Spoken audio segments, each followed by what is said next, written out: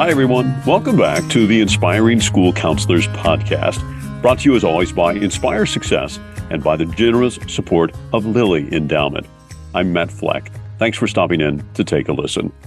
It's hard to believe it's already November, right? Or for some of you, probably it's only November.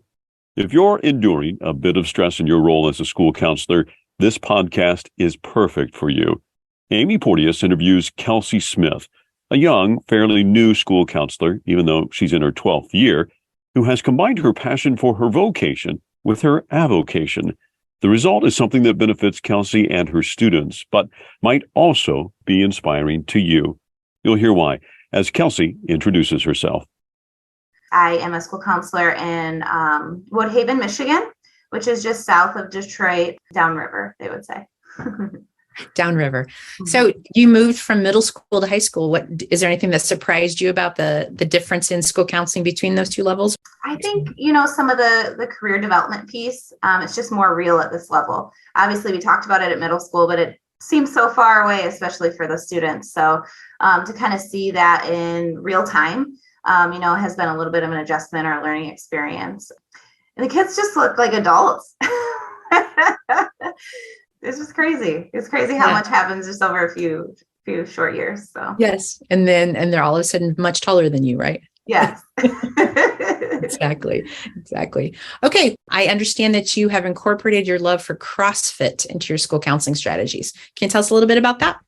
Absolutely. So I'm very much into fitness myself. It's something I've always done. I did sports growing up. And, once you kind of phase out of that part of your life, you're like, what do I do now? And so it was always something that I did just to keep myself healthy, not only physically, but mentally, especially working in a field like counseling and school counseling. Everybody knows there's that burnout and all of that kind of thing. So I always tried to make sure that I was keeping myself healthy as well. And it was a couple of years ago, I just was like, why can't I do this with my students? I don't know why it had to be separate. And it didn't need to be. So I just started making connections with people in the CrossFit space and realizing like we can bring these two together. So I actually started a pilot program in January of 2020. We all know what happened then. But yeah, I started in January 2020, a pilot program, just running a CrossFit-based program after school for my students, particularly targeting those at risk or who wouldn't have access to fitness. Because unfortunately it is, especially CrossFit, it's expensive. So I wanted to be able to bring that to students who could really benefit free of charge.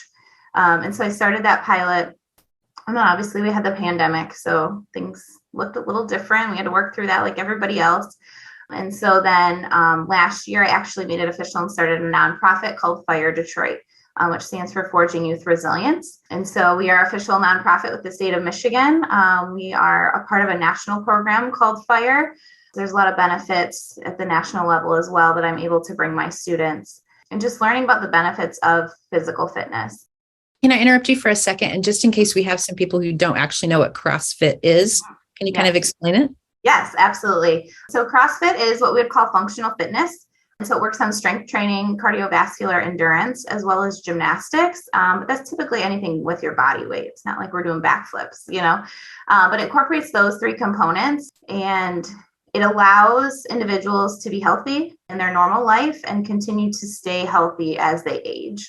So the goal of CrossFit is not like necessarily to lift as much weight as you can or run as fast as you can, but just maintaining overall good physical health so that you can live a fulfilling life. So then tell me, what's the typical experience of a student who'd be involved in your nonprofit?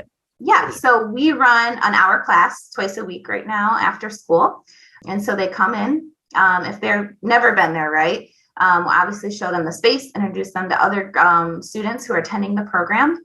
And we do the physical component, but we always have a mindset piece at the beginning of class that we then tie in at the end. So we incorporate that mindset piece because again, it's just as important as the physical component. And then we have some sort of a WOD, we would call it, or workout of the day. And so really just putting them through that work, most of it, it's like I said, they've not experienced that before. So it's that like taking on a new challenge, but being supported through that. I find sometimes students, especially those at risk, aren't challenged. Like people around them don't believe that they can do it. And so I do, and I want to give them that opportunity to be faced with a challenge, but be supported through that. Just to see that transformation when they're able to either just put themselves out there or overcome that challenge or do something they never thought they could do, just that the reward of that and seeing them grow through that. Do you have a story or two that you can share with us about a particular student or two that was impacted by your programming? Yeah, absolutely. There's one particular student who's just so inspiring to me. She did start with me when I started the pilot. And then obviously through the pandemic, we weren't meeting at first and we had some changes. And she didn't come back right away. Once we kind of got rolling after we worked through all of that, which it happens. And I, try to keep students involved, but sometimes things come up. So we've been rolling for a few months now. And she just randomly reached out to me. I'm just not doing well. Like my mental health, it's rough right now. And I just need something. I need to do something. Like, can I come back? Like, absolutely. And so she did. She jumped right back in, and to see her growth, again, the physical growth, but just the mental growth. And for her, the leadership. She's really stepped into a leadership role. She actually was selected this summer to attend the National Forging Youth Resilience Summer Camp out in Boulder, Colorado. It's a leadership. Phenomenal. Yes. It was incredible. It was my first experience as a coach to be a part of that and having an athlete attend. And I tell people when they ask, like, oh, how was it? And I'm like, it was life-changing. Like, I know that sounds dramatic, but literally for myself, for her, just watching the other athletes from across the country come together and just be given opportunities to really see their potential as leaders. One of the things we did at camp was a service project for the location we were staying at. And she was selected to be one of the student leaders to lead the rest of the athletes through the project. And so us as adults were told to be quiet, sit back. You are not leading, right? And so just to see her step up to the plate was just incredible.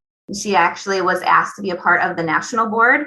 So she applied and now has the opportunity, yeah, absolutely, to represent athletes across the country in terms of fire and continuing to develop the program nationally as well. That is an amazing story. Thank you for sharing that with us. And I'm just so moved by the fact that her bravery to reach out to you in 2 sentences of, can I come back, has totally impacted her the rest of her life. Mm-hmm. Yeah. That's amazing. Yes. That's great. Very excited for her future and just everything she's already accomplished. It's incredible. It is incredible.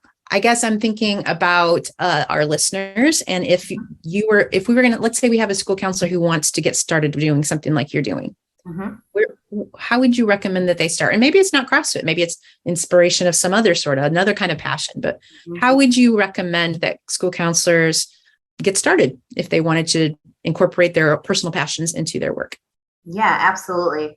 I think the biggest thing is just networking, like talking to people, like seeing what they're doing or what they've heard of or what they think would be beneficial. And I think for me, just the realization that they don't have to be separate. I don't know why it never clicked for me, but just thinking about what are you passionate about and how can you bring that to your students? And then just reaching out, just relying on people around you, bouncing ideas off and using students. I've learned through this, I can't do it on my own. And they have so much to give, so many good ideas. So relying on them as well. I mean, they got a lot to offer. Yeah. And building that ownership probably does really impact your process, right? Yes, absolutely. Especially the keeping it going and having other students who want to join in. I love that. So, Kelsey, you are very inspirational, but I am sure that there are days just like the rest of us that maybe you don't feel quite as motivated. So how do you find your drive again on days when you just don't feel like it? Yeah, that definitely is an unfortunate reality, that we all experience. That's life. So I think just recognizing when you need something. I think sometimes, especially as school counselors, it's go, go, go, go, go, right? There's no time to stop and think about what do I need? So making sure you're giving yourself time to do that and reflect. Sometimes I think what we need is uncomfortable. And so being okay with change or making steps towards change, even though it might be scary or unknown, but making this transition this year to the high school was, I was the last building for 9 years. A lot of my colleagues, my co-counselor I worked with for a long time, and I loved it. But there was an opportunity and I don't know. I felt like I need to take a risk. I need to make a change and see what happens. My goal is to just impact students, as best I can. And if I'm feeling stuck or unmotivated, like I can't do that. So figuring out what is it I need and being able taking steps towards that, as well as not being afraid of the change. It's hard for counselors. It is. We're always thinking about everybody else, but right. Isn't that amazing? Because we teach people to name their needs and their feelings, and we don't do it ourselves. Yes. Hard to make ourselves sit down long enough to do that. Well, you've given us a lot to think about today. That's just awesome. You said that you have learned to extend grace to yourself and those around you. Mm-hmm. Tell me a little bit about what that looks like to you. Oh boy, that's hard. Yeah, I think we just give so much of ourselves and we just expect that we can do that. Mm-hmm. So just giving ourselves the opportunity, like we talked about, to check in, do what we need to do to fill ourselves up. Because we know, right? Like logically, we know we can't help others if we're not in a good place, And so I think for me, just knowing when I haven't done that and I'm not giving my best to students, like giving myself some grace there, like I'm human too, but recognizing like I need to do better moving forward. I think we can be too hard on ourselves. Yeah, I like that. I had a colleague tell me one time, you should be as kind to yourself as you are to everybody else. Yeah, right. Like, yeah, I know, but. So is there anything that we've missed that you want to talk about? I don't think so. I appreciate you having me on. Definitely, I could talk forever, about this, but. That's awesome. I hope I can inspire someone to just bring in something unique that they're passionate about and just use that to benefit their students. Oh, absolutely. You've totally inspired me. As soon as I turn this off, I'm going to go for a run, Awesome. That's probably not true, but I like to think that I would be able to do that. Right. Hey, thanks to Kelsey and Aimee. And a reminder, you can see a picture of Kelsey and find links to the 2 resources she recommends for other school counselors on our podcast website, inspiresuccess.org/podcast. And before we go, I know it's a bit to ask, but could you take a minute this week to rate and review us on whatever podcast app you listen to us on? We would appreciate it. And so would our generous sponsor, who likes to know that you would like to continue hearing podcasts like this. Thank you for that. And thanks for all you do as a counselor. We'll be back again soon. Hope you'll join us next time.